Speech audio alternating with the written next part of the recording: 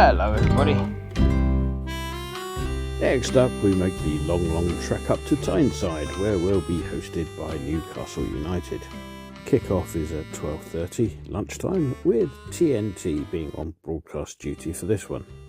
There's loads of engineering work between Colchester and Liverpool Street, so if you're heading into town before heading up north, you may need to allow a lot more extra time for your rail replacement buses. So the Magpies then. Now, despite arguably being the richest club in the known universe, and let's face it, nobody with half a brain cell buys into this, no, Saudi Arabia isn't pulling the strings because we have a bit of paper that says so, and we don't think they had their fingers crossed when the Crown Prince signed it. They have struggled to make those petrodollars count. This is largely due to the increasingly useless profitability and sustainability rules. These rules are really good at catching the likes of Forest and Everton, but also prevent anyone with nearly all the money in the world from actually spending it. Unless, of course, they got it a few years ago. City. So Newcastle's league form has been, well, a bit patchy to say the least. Now, with 14 games played, they were sitting in a solid, if rather unspectacular, 6th position. Then, in December, the wheels fell off. They lost 6 of their next 7, a run that included defeats at Everton, Spurs, Luton and Liverpool, and at home to Forest and Man City. The one bit of respite during that period came with a 3-0 win at home to Fulham. Having negotiated a December and January horribilis, things perked up for them at the end of January with a 3-1 win at Villa. Since then they've won, drawn and lost 2. The wins coming away at Forest and at home to Wolves. The draws both came at home, 4-4 against Luton and 2-2 with Bournemouth. And the defeats were both away, at Arsenal and at Chelsea.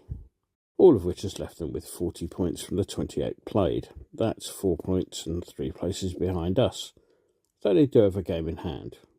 Now, that's okay for pushing for Thursday night football, but it's hardly the so-called Champions League places that the Kingdom of Saudi Arabia might have been hoping for, if they'd been involved in the ownership of the club. Which they aren't, of course. Possibly as a consequence of profit and sustainability, they weren't particularly active in the last transfer window. Daisy tells me that they did shell out £3.5 million for Alfie Harrison, who was rumoured to be on our own radar. Described, as is every half-decent player of that age, as a wonder kid, he arrived from Manchester City and initially went straight into the Newcastle Academy setup. However, local reports suggest that he's been brought into the first 11 setup over the past week or two. Harrison's arrival in the upper echelons may be as a result of the need for numbers, particularly during an international break when they're short of a few for training. Newcastle currently have no fewer than 9 on the absent list.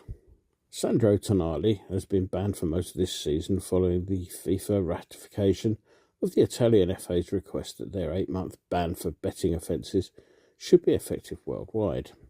That ban will be over in August.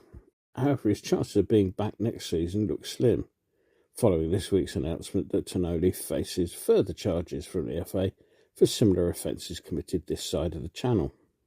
Also unavailable will be Callum Wilson, one of those journeymen who always scores against us, often illegally. He's out with a chest muscle injury and he won't be back until May, which is the same expected return date for Joe Linton, thigh, and Lewis Miley, back. Goalkeeper Nick Pope will be hoping that his April return won't be too late for a place on the plane to Germany, whilst Kieran Trippier, calf muscle, Harvey Barnes, thigh, and Tino Livramento, ankle, will all be facing the proverbial late fitness test. Onwards and upwards shall we move to the wild and wacky world of association football. And the BBC toned down its usual wall-to-wall coverage of all things Jurgen Klopp following Liverpool's cup defeat at Old Trafford. Faced with a question from a Danish reporter that was slightly more testing than our national broadcaster's usual Jurgen, why exactly is it you're so wonderful, the slimy hypocrite lost his rag hurling insults at the hapless reporter for a period that continued well after the cameras had stopped rolling, more's the pity. To be fair, the BBC did cover the story, placing it somewhere between a dog that can bark the national anthem and the traffic news for some of the uninhabited islands of the Outer Hebrides. Klopp, of course, is previous in this regard. I think a BT reporter faced similar issues a few years back. Funny how the BBC never has such problems, isn't it?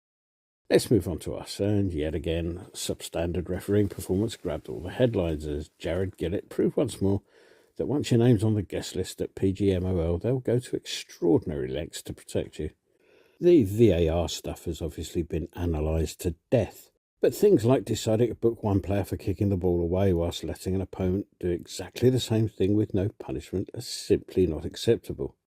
The fact that a second yellow might have resulted in a red shouldn't enter into the decision, and if it did, Gillett was guilty of deliberately bending the rules of the game to bottle a decision. And if not, he's just incompetent. Either way, he shouldn't be out there. One would hope that the powers that be might have removed him from the ranks whilst they work out whether it was bent or incompetent. Not a chance, of course. The match itself was a game of two halves, as they say. We could and should have been 2-0 up before the break. They deserved their equaliser.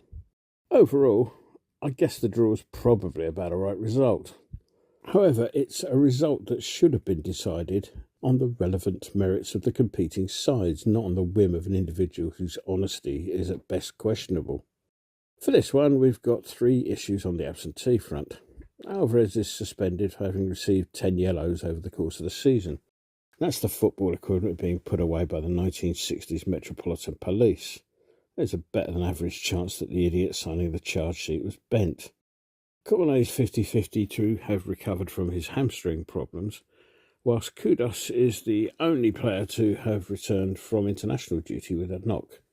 He picked up a shoulder injury against Villa, which seemed to be less of a problem, until he hurt a knee whilst he was away with Ghana. Again, he's 50-50. And so we move on to the prediction. A win's not totally out of the question, but much will depend on how we cope with Alvarez's absence. Phillips needs to come good, and he needs to do so now. The potential absence of Kudos is also a worry, so for that reason I'll be a bit more cautious than usual. £2.50 I was going to send to Klopp for his eyesight treatment and his anger management classes will instead be placed on a draw. Make it 2-2, please, Mr. Winston, and I'll send Tonali over with the cash shortly. Enjoy the game.